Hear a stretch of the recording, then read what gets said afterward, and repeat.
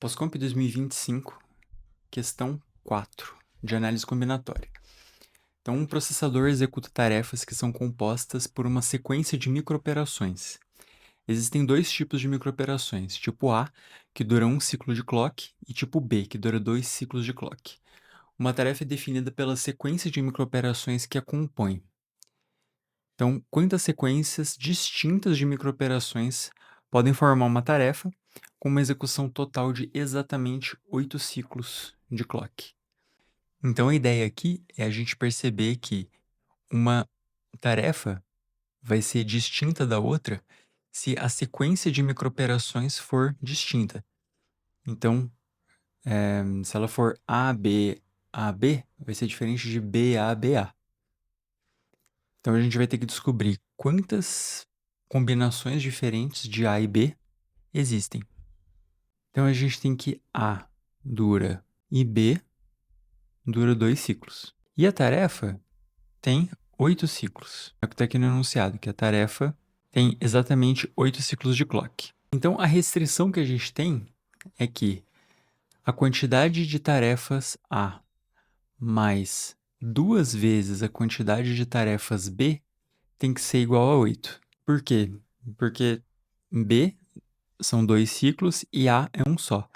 Então, a soma da quantidade de A, que eu representei aqui por Azinho, e a quantidade de B tem que ser 8. Então, eu posso ter 8 tarefas de A, ou eu posso ter 4 tarefas de B, ou qualquer combinação no meio. Como aqui eu só tenho uma equação e 2 variáveis, a gente vai ter que colocar quais são todas as opções possíveis. Não são muitas, né, porque só vai até 8, mas a gente vai ter que descrever todas elas. Então, para determinar essas opções, vamos aumentando o valor de B e determinando A partir disso. Então, a gente pode ter B igual a 0, A igual a 8. Nesse caso aqui, quantas opções a gente tem? Quantas configurações diferentes dessas microtarefas são possíveis nessa configuração? Bom, se a gente tem 8 microoperações de A, nossas opções são simplesmente uma, né? Que é A para todas as microoperações. Então aqui a gente tem uma opção. Se a gente já colocar B igual a 1, esse B aqui vai ocupar 2 ciclos de clock e vão sobrar 6.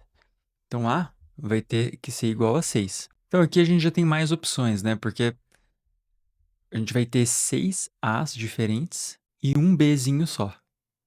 Então, de quantas maneiras a gente consegue ordenar 6 As? E, bom, de 7 maneiras, né? Porque a gente pode fazer essa lacuna onde fica o B, ela pode navegar entre os 6 As aqui. A gente tem um espaço antes, um espaço depois e 5 espaços entre os As. Então, com essa configuração, a gente vai ter... Então, aqui a gente teve uma. Vamos anotar aqui. A gente teve uma configuração e aqui a gente vai ter 7. Agora, a gente pode aumentar B para 2. Então, a gente vai ter 2 microoperações de B. E A, se B são 2 ciclos e a gente precisa de 8, então faltam 4 ciclos. Né? Porque aqui 2 ciclos cada um, 4 ciclos em B. Então, e precisa de 8, então aqui faltam 4. Então, aqui a gente vai ter 6 operações ao total.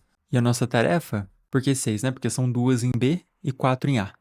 E a nossa tarefa vai ser distribuir esses 2 Bs e esses 4 As nos 6 lugares aqui. Então, a gente pode fazer uma permutação e depois ir tirando as repetições. Porque a ideia da questão é que essas microoperações, elas são indistintas.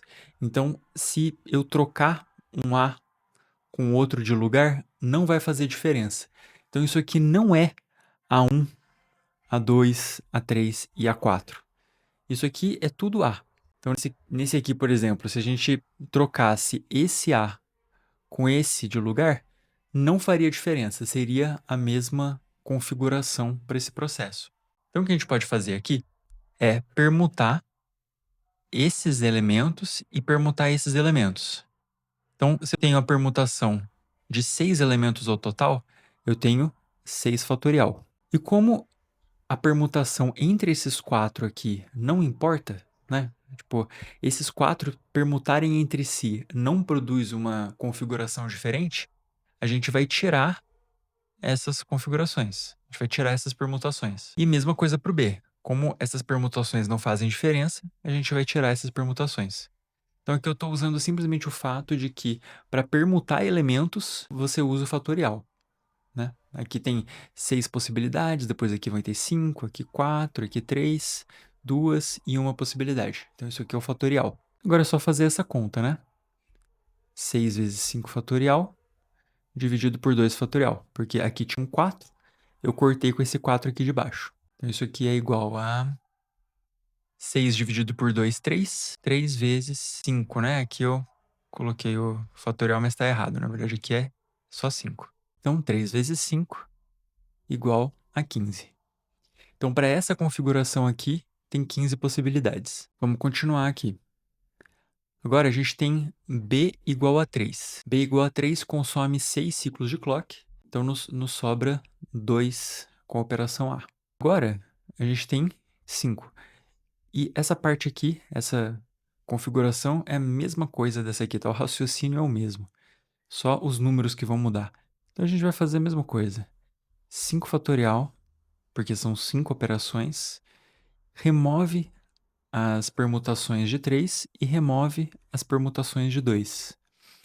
Isso aqui eu estou basicamente derivando a fórmula da combinação, né? Combinação você faz uma permutação e depois tira as permutações redundantes.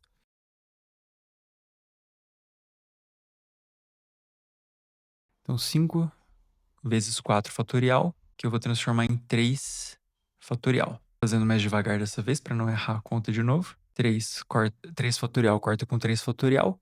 2 fatorial é 2, que corta com 4.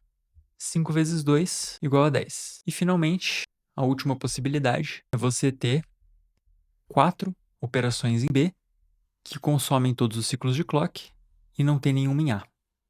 Esse caso aqui é parecido com o primeiro caso, em que só existia uma possibilidade, né? Se você tinha todos os ciclos na microtarefa A, só tinha uma possibilidade, porque todos os A são iguais. Então aqui é a mesma coisa, só existe uma possibilidade. Agora tudo que a gente tem que fazer é somar todos os números. Então 25 mais 8 mais 1, que é 25 mais 9, que é 34. E essa é a resposta.